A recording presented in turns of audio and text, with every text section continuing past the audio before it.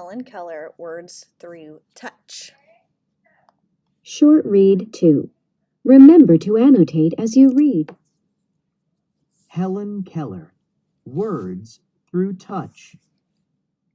A childhood illness left Helen Keller deaf and blind.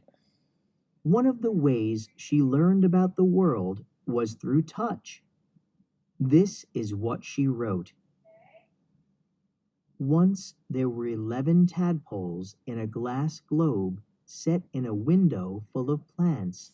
It was great fun to plunge my hand into the bowl and feel the tadpoles frisk about. One day, a more ambitious fellow leaped beyond the edge of the bowl and fell on the floor.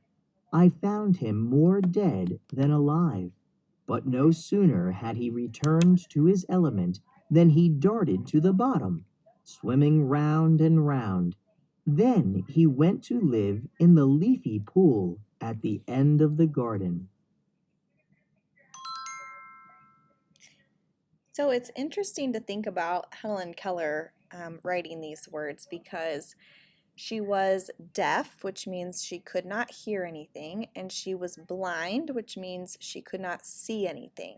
So I want you to just think about that for a moment, what life would be like to be deaf and blind.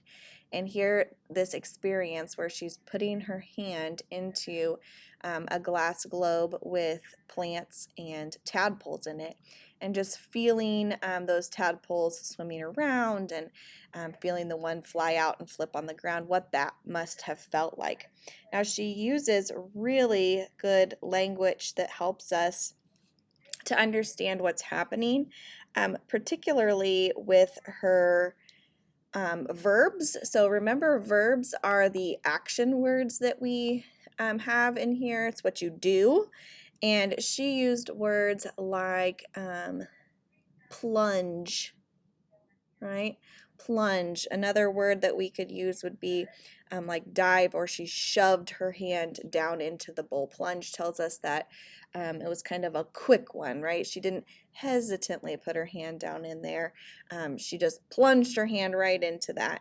Another one that she used was leaped, that the tadpole leaped beyond the edge of the bowl, and that also gives us a really good image of what he did, how he flopped out of the bowl, right? She could have used another word like jumped or hopped, but leaped makes sense for the fish falling out of the bowl like that.